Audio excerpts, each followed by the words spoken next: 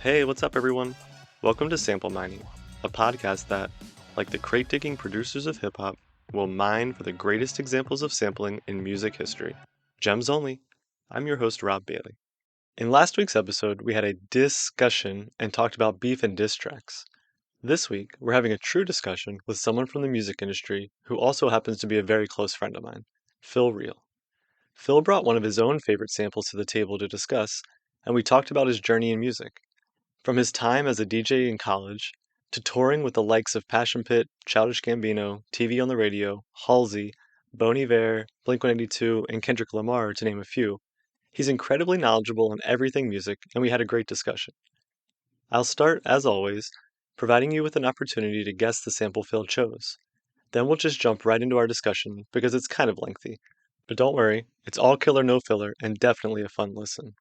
I won't waste any time. Let's mine. Let's kick things off by playing the original track.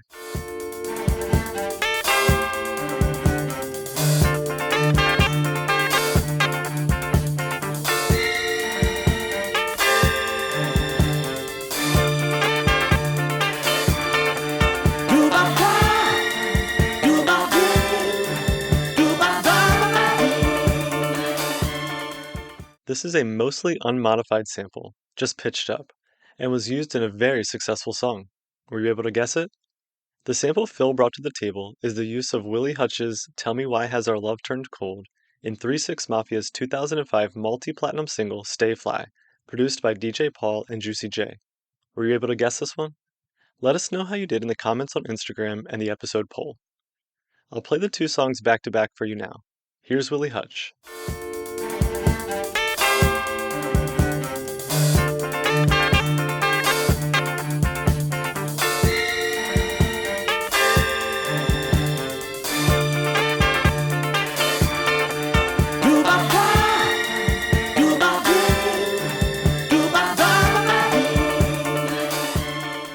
And here's Stay Fly. Stay high, till I die. Hey, call me the juice and you know I'm a stunt. Riding in the car with some bump in the trunk. Tone in my lap and you know it's a pump. Breaking down the good green bullet in the blunt. Get up pimp tight, girl, say I'm the main. Ice on the wrist with the ice in the chain. Again, I don't want to waste too much time here, so let's get right into the discussion with Phil. Enjoy! Alright, welcome everyone to a very special edition of Sample Mining. This week we have Phil Riehl, one of my closest friends dating all the way back to 3rd grade, joining us. He's going to be talking about a sample that's a favorite of his, as well as his journey in the music industry. Welcome, Phil. Appreciate you being on. What's up, man? You guys can't see Rob, but he looks like he's 21 years old still. I just told him that right before this started. It's important for everybody to know. He hasn't aged They gotta at know. all. He hasn't aged at all. He's lying. He's lying for sure. Yeah, I purposefully don't make this a video podcast or post pictures of us recording for a reason, right? Gotta hide behind the mic. He must moisturize. Religiously, for sure. Cool, man. Well, like I said, appreciate you being on. We can just hop right in and start with the sample that you chose. So, when the listeners hear this, they'll have already heard some clips to give them a chance to try to guess it to see if they knew it. So they know what the sample is at this point. It's 3 6 Mafia's Stay Fly, and their sample of Willie Hutch's Tell Me Why Our Love Turned Cold. So tell me why you picked this one. Well, first of all, I think the Stay Fly is an amazing song. You know, it came out at I guess, pretty important formative time in my life, the end of high school, kind of moving into college. And it just, I think at that time, a lot of hip hop was, kind of floating around like anywhere from 70 to like 100 dB. It was kind of a little bit more laid back. And this one was more upbeat and kind of, groovy compared to what else was going on, and was already a huge 666 fan before the song came out. So I thought it was a fun song to talk about that a lot of people are extremely familiar with, and has a really, straightforward example of a sample in hip hop music when it's basically a rip with a drum track over it. So when you hear the original song that it's sampled by Willie Hutch. If you hadn't before, you'd be like, oh yeah, that's the song. Yeah, yeah, and that's how it was for me. Like obviously, like you said, I knew Stay Fly, I love that song, but I'd Right. never really paid attention to what the sample was. So when I listened to it, I was like, oh wow, yeah, they definitely used quite a bit from the original in that one. Yeah, it wasn't necessarily a cheeky rip. It was pretty straightforward. I think I was in a bar when I was like 23 years old when a like Soul DJ played it for the first time, and I was like, "What is the name of this song?" He was like, "Oh yeah." I think that was before like all the help finding samples and stuff online, which is awesome Yeah, nowadays. But yeah, it's they're both awesome songs, and I think it's cool that you can use something like your favorite song from the end of high school to open your eyes up to a completely different realm of music that you normally probably wouldn't have been exposed to if unless you had heard that you know 3-6 song. So it's pretty cool. yeah, for sure. That's one of my favorite parts. I love the 60s soul, 70s funk, all that stuff. So Yeah, hearing hearing a sample in a hip hop song, I'm like, oh man, I got to go back and figure out what that original song was because, like you said, this song is amazing. It's awesome. But I had yeah, never heard of it totally, before. totally. And I think I I guess since then I have a pretty big soft spot for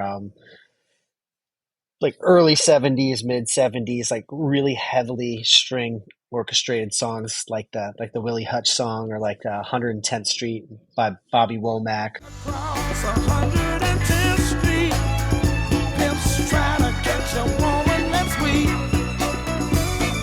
Across 110th Street, pushers won't let the junkie go free. Across 110th Street, Or like Billy Paul, Let the Dollar Circulate. let the dollar circulate, let the dollar circulate.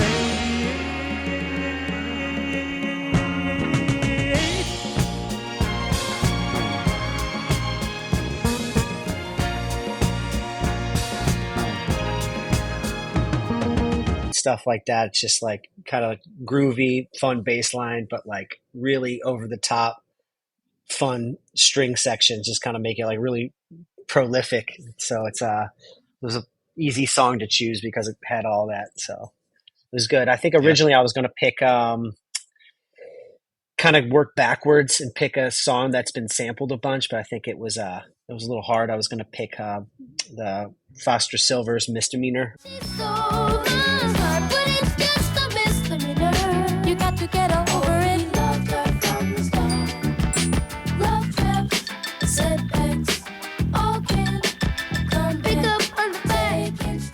I don't know if you're familiar with that song, but no, I think when I looked up online, it had been sampled like I don't know something over 50 hip hop songs. But it's like definitely a neck breaker song that you should look into. But yeah, this one it was kind of like once 3-6 did it, I think nobody else could really touch it because it was basically the whole song that they took, for and it was such a sure. Yeah, successful song.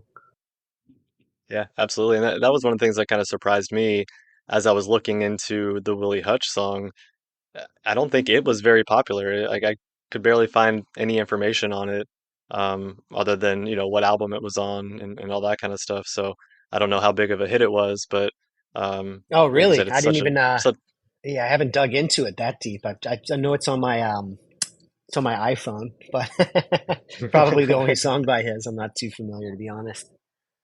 Yeah, no, it's from his album Fully Exposed, and like I said, I was trying to find, track data or chart data, things along those lines for the track or even the album, but I couldn't find much. So I don't know, how big of a hit it was, back in 1973 when it was released, but it's definitely one that I'll be revisiting for sure. Awesome. Yeah, it's funny how people sampling the like the Inception sample when people sample the 3-6 version of it, kind of like remember that song Barbara Streisand? Oh yeah. Ooh, yeah. Barbara Streisand. I think that was a sample of sample. I think it was like a German pop group that was sampled by. disco band, then that disco band was then sampled to become that dance music track, which is it's just funny how that works in music. Yeah, for sure. That's another thing I love looking at are, the crazy ties, right? Like, okay, yeah, this song sampled one song, but then, this song sampled that and this song sampled the one after it. And it's interesting to see how people have different takes on it and, make it their own. Totally, man. And that's kind of like, at least hip hop in its early stages in a nutshell is old soul records and a sampler. I don't know if you've gotten into the origins and stuff, like as far as like being a music nerd and like to make music myself. It's funny making music. I really like consuming music like more than I like making it. I think making music doesn't really come as natural to me. I think it's more of like a mental workout. You have some creative periods where you make some stuff, but then you kind of get writer's block and it's not fun. And if it's your outlet, why would you do it if it's not fun? But it's always fun to play records and investigate music and learn about music. To me, that's enough for me, and is really cool. And with that comes the knowledge of the gear and stuff like that. So it's cool, like this magical time in the 80s where you know um, technology kind of caught up to like what was going on in people's minds, and they were able to like make this awesome new genre of music completely comprised of all this other music that they grew up listening to, and kind of rethought about it. And between like the turntablism and the samplers, then later, or around the same time, the drum machines that came out, and kind of all this new technology and new ideas mixed together to be able to make this kind of music, which is really, I think, kind of fascinating. And I don't know, if you don't make music yourself, it's kind of like people that make music are kind of going back to that old school way of making music kind of without computers. They're using all this old gear and sampling and finding stuff instead of using all these fancy new computer programs. I guess it's like how the kids like using the corded iPhone headphones now instead of the Right. AirPods or whatever. It's like a version of that, I guess. But it's pretty exciting.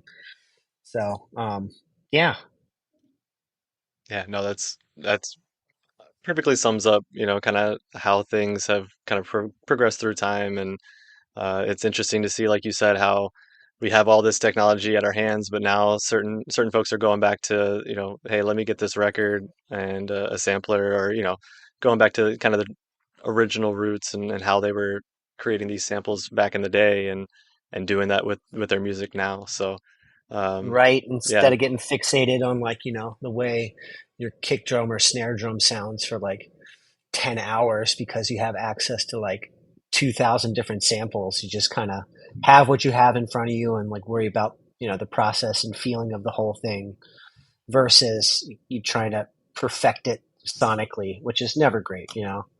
right. It's like the imperfections are kind of like what's endearing about the whole thing in hip Yeah. hop. And, you know, that's why I like Stay Fly is a pretty polished song. It was already kind of the mid 2000s where things were already kind of at that level. But early hip hop and samples around that time, it's almost like it's not a perfect 4 bar rip. It has a little bit of breath in the beginning and the end, and it's just Yeah, kind of like it works just the way they did it, and it's very characteristic to that time, and it's super special, and is a good indicator that what era it's from. And people try to replicate it now with their fancy new computers, and it's really hard to do because it tries to quantize everything and lock everything on like a grid, and you kind of lose that human feeling in a lot of it. So respect to for the sure. kids making music nowadays with limited computers. Absolutely. Yeah. And I think, you kind of touched on the kind of imperfections, or kind of what make it great. And that's why I think you have examples of, people putting in kind of that hissing sound of a record, or, those types of things, some pops. Yeah, vinyl Um, distortion. yeah, exactly. To kind of give that sound again. Because there's just something different about it. Yeah, totally. I mean, and I think we might touch on this a little bit, but I used to play play music, play instruments, all that kind of stuff, all the way through high school. And then when I went to college and started DJing, I think I started, listening to and consuming music differently. And when you do that, I think that's when I like more of my awareness of like the sampling and stuff kind of came into play. And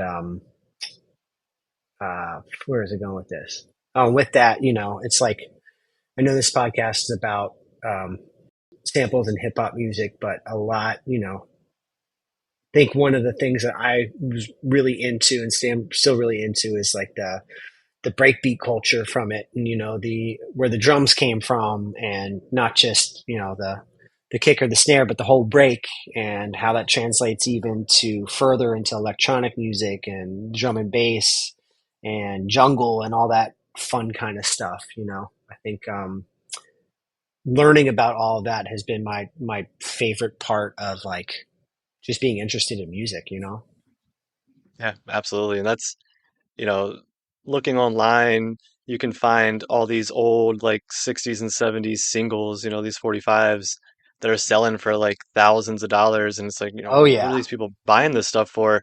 And it's for that exact reason, right? Like, oh, there's this great break on it, but nobody has access to it in any other way. So they're, spending all yeah. this money to get these 45s so that they have that break and they can use it in their samples and whatever else they're using it for, or while they're DJing live, whatever it may be. Right, and that's kind of like the fun part of just like there's different ways to listen to music, right, and consume music and have music be your passion, whether you're a producer, DJ, let's say like break dancer that's just looking for the right song to dance to. Let's say, the audiophile that just wants the highest quality first pressing, mono version of this record to listen on their, huge system. But it's all fun, it's all music, right? It's all neat. Yeah, absolutely. And yeah, you kind of transitioned into what I was planning on talking about next. So, um, that time, like you said, in college where you were as working as a DJ, obviously, doing that in your free time. So around that time, I guess I should kind of frame that a little bit. I feel like, the mashup thing was really big, right? Like Girl Talk was getting really big. There are a lot of DJs doing mashups. I think a lot of Yeah, what like you were doing Z Trip. was, yep, Yep. exactly. Um, Yeah. so when you're doing that, what was your philosophy, or how did you go about, selecting the songs that you were going to use or sample, and pairing things up? Like, what did that look like for you? Um, it's a good question. I think like you have an idea what you like and you want to play that music for other people. And me and my buddy Suhan, who is still one of my best buddies in the world, we started DJing together. We'd play anywhere that people would let us play the music that we liked. We weren't even like really Yep. considering what other people might want to listen to, or even what the response might be to what we played. It was like nothing like that we were really thinking about. But I'd say we kind of started learning to DJ on like it's like a big evolution from um, traditional mixing on vinyl records, where you're limited to the amount of, how fast you could speed something up, how much you could slow it down. And, if the keys, let's say in A major, and you pitch up the record, 5%, then you're in some weird middle ground key that doesn't really exist and isn't like perfectly sonically matched to everything. But no, we didn't care about any of that stuff. We just wanted basically to beat match two records. And if it didn't even line up to where a verse started at this, whatever, we just were trying to do our best to shove things together. And I think that, it was a mess at first, but right at the same time, technology like Serato Scratch Live was coming about. And that, I mean, if you're not familiar with that, it basically turned your vinyl records into like a visualization on your computer so you can see what's going on. It was almost like Guitar Hero, sort of, like you could see. It made DJing way easier. I mean, we're lucky that Right. we learned, kind of without it, using your ear and, you know, trusting that your gear, your turntables are actually spinning at the rate that it says it's spinning and stuff like that. But I think Right. we progressed quicker because we were, to a lot of purists, we were cheating. We had this screen that you didn't even need to wear headphones. It like showed you where the kick and snares were. And then a little bit later, it even told you the key the songs were in. So, if you mix a song that's in A major and try to mix it with a song that's like in D major, it's just going to sound like a train wreck. You mix songs in the same key or the relative minor, and it sounds like, oh my God, you can even tell that the two songs were going into each other. That's like, I guess, more of a house way to DJ versus hip hop was a lot of hard cuts and like scratching and back and forth. Kind of right when a verse ends, then start, of course, the next song or the intro to the next song. But we were kind of figuring that all out, and we were just consuming as much music as possible and just trying to work it in our set. And one of our big influences at the time being in, the DMV was Baltimore club music. And, if you're not familiar with that, it's very, very specific. It's like go to Baltimore, right? It's their city's music. And it's really aggressive, very repetitive drum breaks, kind of like call and response tracks. It's kind of similar to a little bit like, I guess, ghetto tech or juke music in Chicago. It's just like that time where everybody wasn't consuming everything online, and there were still pockets of music in different cities around the US. And that's something that me and Suhan were like fascinated by, but especially with Baltimore club music. And luckily for us, that club music didn't really have, it was just a lot of screaming and a lot of drum breaks. Not a lot of like, some songs didn't really even have a key. So you could like mix a lot of those together. And we were at some points playing remixes of songs that we had never even heard the original song, but we absolutely loved the Baltimore club remix of that song. There's Yeah. probably some songs I still haven't even heard before, but that that obsession with that type of music kind of dictated a lot of what we chose to play, and kind of getting our hands on as much of that type of music as possible. And then that evolved into appreciation for like house and trying to incorporate it with drum and bass. And then already popular hip hop songs that we liked, it was kind of like nothing was off limits. I mean, even Suhan's playing like old like doo-wop songs and stuff, kind of at the same time. But going back to like the whole mashup thing, it's kind of like, mixing records in general is a mashup, right? It's just these guys took it to an extreme. Like Girl Talk, he just used Ableton on his computer, so he just had all of these clips, all of these hits, all of these famous songs from every genre, and was just playing 10 seconds of each one, and then into this break of this song, and it was just like sensory overload. I mean, at the time, it was like insanely awesome. It Right. was like you go to a party and hear every song that has been popular in the last like 20, 30 years. And it's, he did it in a really creative way that, not that other people weren't doing it. He just was kind of doing it in a maximalist sense. And you can't really do that as much with, two songs at the same time with two turntables, even with something like Serato. But if you use, computer program, you could play 50 songs at once if you want, like he was doing. Right. So that was super exciting for us. And, it kind of gave us the confidence that you can play whatever you want. It doesn't really matter if it's, hip hop night or this night or whatever. And I don't think we always just kind of stuck to playing what we liked, which ended up working out for us. We wouldn't play like the biggest nights ever or the night that would generate the bar the most money, but we would, had our own little friend group that supported us and thought what we were doing was really cool and had confidence that what we were playing was awesome. At the same time, Suhan was making a lot of, original music, mashup music, whatever you want. And like, he was the driving force in that. And I love him for that. He was like the best promoter, the best at, still one of the most original people I've ever met in my life. And he's still DJing to this day. And he's killing it. You know, every time I see his name on a flyer, it gets bigger and bigger, and it's getting closer and closer to the top. And you know, he's traveling the world playing music, and you know, super proud of him for still doing the same thing, kind of with the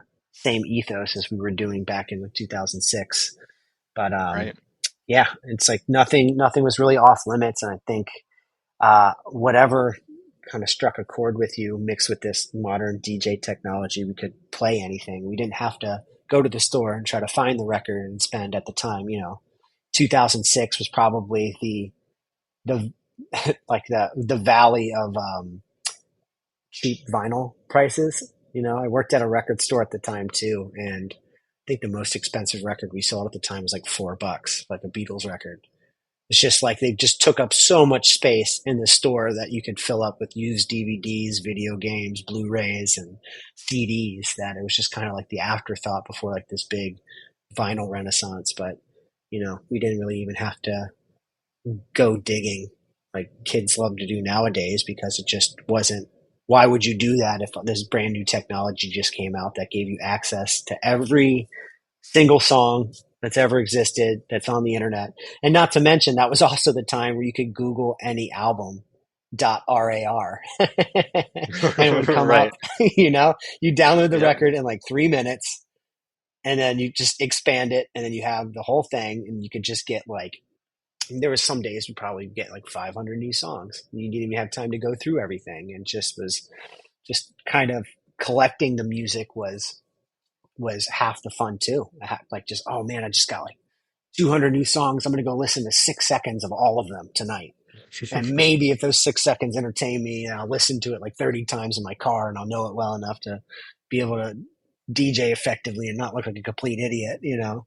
So it was a really, really fun time. And, you know, with that and like kind of the culture of consuming music at that time opened my eyes to a lot more genres and the sampling and the breaks, like, you know, Baltimore club music going back to basically it's just breaks and call and response, you know, vocal tracks, um, heavy samples of everything, you know, not as much like straight rip, kind of like a going back to the Stay Fly, you know, not like the whole string section. It'll just be like really stuttered, like, you know, maybe they'll take a couple of the string hits and pitch it around with like a MC over top of it, but they were really big on like a few really popular breaks, like the Amen break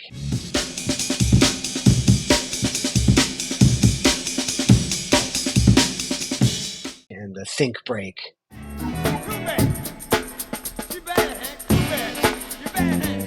and stuff like that. Like still the most popular breaks of all time that are in so many different genres of music nowadays. I mean, I think there's even like rock songs that, you know, have breakdowns with these things in it that just some guy played on like the B side of a record back in like the 70s that I think, I don't know, I think when Amen break most popular of all time, I think it was Salt and Pepper that put it in a hip hop record the first time or something. And then after that, it was just like, it's in everything. I mean, that one little session in that studio, that little moment that drummer played that, like literally has spawned into forming genres of music like drum and bass and jungle and stuff like that. I think sadly, like the guy, if I if the urban legend is true, I hope it's not, but I think he died even like homeless and broke, even though he played that one prolific line back in the day, you know, got no royalties off of any of it, but it was you know, it's crazy. It's just that one little section of music spawned all this creativity really, and that's the cool part. But you know, it'd be nice if the people that made it got money for sure.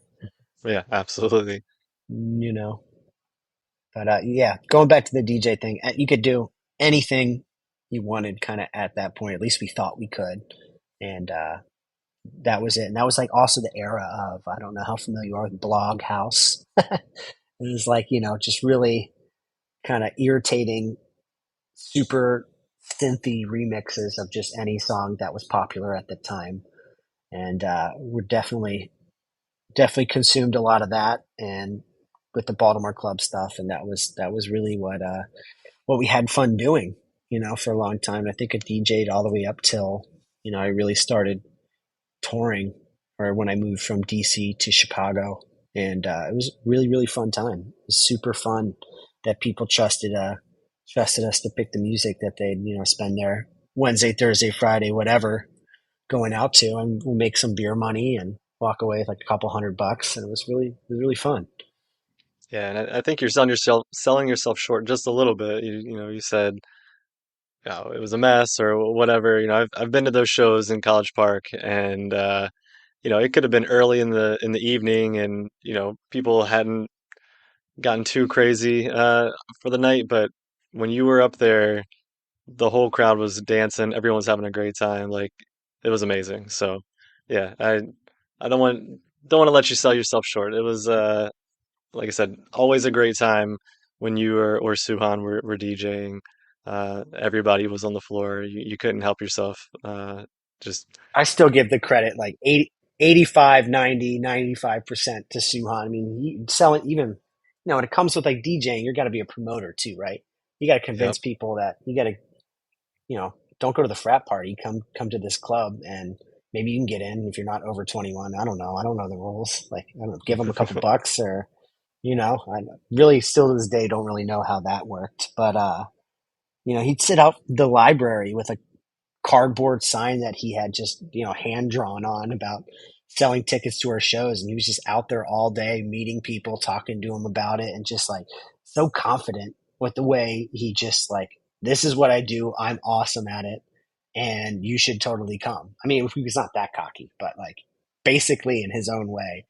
It's like, and he's a fascinating dude, man. It's like that's why they were so successful. And yeah, I'm really lucky that I was able to piggyback off that, and we could kind of support each other, and have a buddy doing it. That's the best thing. Is Right.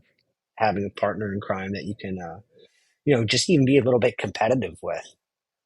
True. Yeah, It's you like, can oh, like bounce ideas off of each other. yeah, and argue about who gets to play certain songs that you both love that night. You True. sit there with your laptop, you try to like come up with a plan. The plan goes out the window after 2 beers, and you just hope that you do a good job. You know. That's So it awesome. was a def- definitely a fun time. Yeah. You touched on again the next thing I was going to try to kind of transition into, and that is, kind of your music career and what you're doing nowadays with touring. So did your time as a DJ help you transition to that side in more of, a support role, I guess you could say, for touring as a drum tech and a stage manager? Um, or how did you end up getting into that side of things? Um, I mean, I think, yeah, it did help. I think, with a lot of the shows we did too, we were playing after or before bands and stuff. So I kind of got lay of the land on how like a full event worked. You know what I mean? It's like band comes in, what happens when they're on stage? They get like patched in, they do this, they do sound check, they, kind of just like the basic how a day works, at a club, from them showing up and getting ready for the show, having the show, how do you switch to the next act, how do changeovers work, all that. I think just kind of being around that. And I think, I always like the technical side of it too. And also, the technical side of like the live audio and stuff like that, that helped kind of just consuming that while I had the opportunity to, um, mixed with, growing up playing guitar, drums, and bass, and, you know, living 45 minutes away from the guitar shop. So learning how to like fix all that kind of stuff myself,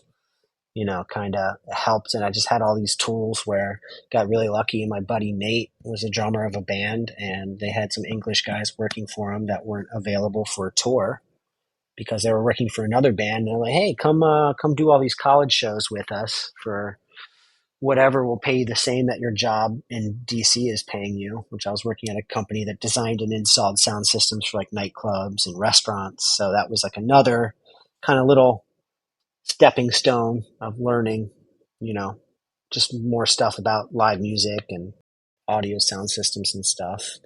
But then went on tour with them as a drum, guitar, and playback tech, and playback, backing tracks. Everybody has those, whether they like it or not. And yeah, kind of ran with it. But I was, extremely lucky that I had a friend that was extremely lucky to be in a group that broke through, and he was cool enough to give me a chance. I mean, a lot of time on tour, you give your buddy a chance, and not isn't necessarily the best fit. Just because Right. they're friends with you doesn't mean that they're going to do the best job. So I got really lucky that they trusted me to go on tour with them. And, I probably looking back was really, really bad at it, but was protected by them. I was Well, so give you an excited, opportunity to learn, right? Yeah, yeah. I mean, and even before that job at the, what's it called? The company that designed and installed sound systems. I was working at a backline company, which is, rental all music gear. So I learned a ton about like every guitar amp. I learned a ton about all the different drum kits and what makes this one do that one, all the different synthesizers, and got to stay up to date with technology and how to fix the stuff and at least how to take care of it. And that kind of was just those aren't jobs I strategically got to ultimately have the goal of going on tour, which was definitely a goal of mine. And grow up consuming music, you want to travel the world, and being an artist is ideal. But if not, if you could support those people you care about and go along for the ride, then yeah, absolutely. So I got lucky to be able to do that, and I think just I had the just perfect amount of resume mixed with connections to make it on tour, and the DJ days definitely played a role in that. And even still to this day, like people I've met um, from those like DJ days in college, I still run into, and they're doing well in the music industry as well, which is pretty special to see them, years down the line, and it's cool. But yeah, turned into touring. Been doing that for like 12, 13, 11, I don't know how many years now, well over a decade. So it's been it's been my life, it's been cool. Yeah, for sure. And can you go into a little bit more detail on what that path has been like for you? I know you mentioned, starting out with that band, with your buddy Nate's band. Um, ultimately you've continued to progress and work with larger groups and larger acts. Is that just Yeah. something that kind of happened naturally as you were gaining experience, or how did that stuff happen for you? Well, I think, I thought it was going to be like a couple month fill-in thing, but then they decided to keep me and bring the other guys back, and then started getting paid a little bit more and figuring out how much you're actually supposed to get paid, not just the friend deal. I was like, I don't know how you guys do this. It's a little hard to sustain myself, but the free beer every night is great. So yeah, I think I just kind of ran with it, and was making connections whether I knew it or not by doing festivals and friends of this band, and how you realize how small the music industry is, and how there's 1 degree of separation between everything. So then I got other opportunities. Like the idea of working for any other band than my buddy's band was kind of like not even on my radar. And then yeah, like a tour manager, production manager that you meet, which are, for you that don't know, production manager like basically is in charge of all the technical aspects of somebody's show. So from the lights to the audio to the logistics of getting the stuff there to setting it up, that's what a production manager does. And a tour manager is basically, the babysitter to all the creatives, the one booking the flights, booking the hotels, settling shows, making sure that everybody's where they're supposed to be at the right time. So those are like kind of, then you got the band manager, which is, placement and finance and all that kind of stuff. So Yep. tour manager and production manager is great people to know. And I kept getting opportunities. And then the stage managing thing kind of happened where I got hired for a gig that was, growing. And basically it needed a nice intermediary to be kind of like the person on the ground that deals with your touring party and then the local labor that's there to help you. And I was pretty good at waking up with a cup of coffee in the morning, regardless of what the night before had in store,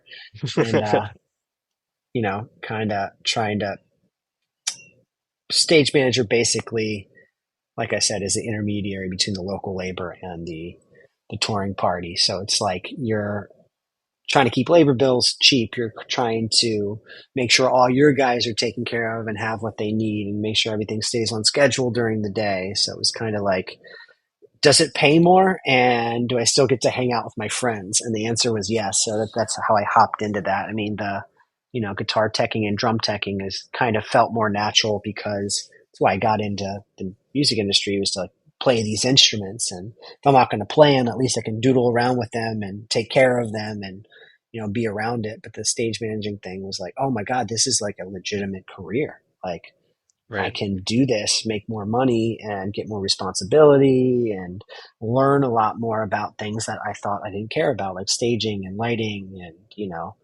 what's the minimum amount of hours or minimum for a union member in New York City, stuff like that. So I kind of ran with that, and then still taking guitar and drum tech gigs with either friends' bands or but I guess important music to me. Like, oh my God, I can't believe this band I used to listen to all the time reached out to me and asked me to work for them for a couple weeks. Like, I have to do this. I don't care if it pays half as much as I feel like I'm supposed to get, but I'm going to go do it. And that's kind of how it happened. And then one gig turns into another. And then after you've worked for like 12, 15, however many artists, you have a pretty good grip on being able to find work and kind of rolling with it that way. So that's what happened. It's not really what I set out to do. It just became the path that I took, and you know, kind of ran with it. And they say once you do it for 10 years, you're kind of stuck in it, which hate to admit it, but it's kind of true. You get used to the money. They compensate you really well for not being home. You don't get Right. benefits. You got to put your home life on hold, but it's cool. It's fun. And, if you get the right gig, you're still surrounded by important music, which is like the whole reason you got into it anyway, is to consume it and be a part of it. And I feel like I've had a couple gigs that are really, really special, and got to see phenomenal people do their thing every night. And it's an honor to be able to help them. And, you see all these people that are going to these shows, and it's like church to them. It's like, oh my God, like, dude proposed to his wife tonight. Like, that's insane. Like, it's just another day at work, but it's like, sometimes it doesn't feel very important just being in the entertainment industry, but it's like, it's kind of important to have outlets for people to, have them enjoy themselves. And, people could have been saving up for those concert tickets for like 6 months, like, you would know, like, have one night away from the kids, and it's the one night that they're going to go out and have fun. And it's fun to be able to make that happen. It's Right. like, we're They not ch- they curing chose to spend cancer. that night with you, right? Yeah, yeah. With me personally, yelling at stagehands. Exactly. Yeah, that's pretty much how that happened. But at the same time, like, when I'm home, still have two turntables set up. Still, my favorite thing to do when we're on tour is going to record stores and talking to the people about, like, what's going on in this city, like, what's the cool band here, where's the best place to go on this night off to go see, like, local, authentic local stuff, because that's kind of like dying with the internet. Everything's kind of stratified, so Yep. it's still nice to get out there and talk to people about that. And even, like, being lucky enough to like travel the world with these bands, we're not traveling on like a tourist itinerary. You're going to like a dingy loading dock in like this really stale like arena or whatever, and it's just like this big huge empty building that for the entire time that there's nobody in it, it just is like really weird. But you're working with like hard working class people, instead of like these people putting on a fake face for you at a hotel, or you're just part of this tour group or whatever that's doing run of the mill things. Like, you're talking to like the locals that are like working hard, that make that place, and that's like, you talk to them about like what kind of things do they listen to, and where do they go after work, and that kind of stuff. And I think that's really, really special about what we do, is that you get that kind of authentic experience wherever you go, not just kind of like the bougie vacation version. And that's, you if you love consuming music, you can learn so much about music and like all sorts of stuff from the locals you work with every day. So that's definitely a really really cool part of it. Yeah, absolutely. And again, that kind of leads into what I wanted to kind of close things up with is, you know, you have traveled the world, you've seen, not just different cities, but different cultures and different music scenes and things along those lines. Are there any, you know, places or specific shows or artists or anything in your Whew. time, consuming all of this different type of music that have kind of stood out to you? Yeah, I mean, I think like if you go to South America with any rock band, it is insane. Like South America is like the greatest consumer of rock culture and rock music. It's not really what I expected. I I think the never first would time have I went to guessed South that. America, yeah, I mean it is wild, and we're talking like punk or grind or grunge or all any like new metal, heavy metal, everything. It's like they're extremely extremely into it there, which is awesome. I think the first time I went to South America on a tour was in like 2012 or 13, and I think Pearl Jam was down there at the same time. It's kind of like it's like seasonal. Everybody goes to South America, kind of like March, April, or whatever. And I felt like the whole continent like shut down. Everywhere you were walking, you heard people say Pearl Jam, Pearl Jam, and it's like, my God, like I guess the closest thing would be like Taylor Swift coming to a city. And Right. it's like, but didn't expect it with like a legacy band like Pearl Jam. They're still doing it. I'm sure they're still great. I haven't seen them in a long time, but yeah, that's South America is maybe they're just extremely grateful because they might not get as much as like the US or Europe or Australia would get. They tend to get like the most popular groups more often than South America. It's just different infrastructure. It's hard to make money there because it costs so much to get everything around that they really don't take it for granted. You could have the worst show of your career and they still be so supportive and lose their minds if you show up and give it your all for them. And I think just being in South America is super super special. I mean, and then same on the other side of the coin. It's like you go to Japan, which is awesome, right? And like you go to Tokyo and you find out that like no matter what in the world like you're into, there's like a group of like a subdivision of uh, Japanese people that like consume it harder and like better than you. I don't know. It's hard to explain. Like if you're into like rockabilly music, you'll meet like you know 20 people that dress that way every day, and it's like their life, their identity. And if you like punk music, it's like the most hardcore punk fans you've ever met in your life. It's just like it's magical. Like no matter what you're into, if you're in Japan, you're gonna find your people. It's Right. it's insane. You could be into like the most obscure thing on earth, and you'll find like a little 10-person bar that like only caters to that. And you're like, this is insane. Like, what do you care about? Like Memphis hip hop, and like, oh, there's a bar for that. Just to let you know, like, oh, it's crazy. It's That's awesome. pretty But at the awesome. same time, you go play a show and it's like it's Eastern cultures.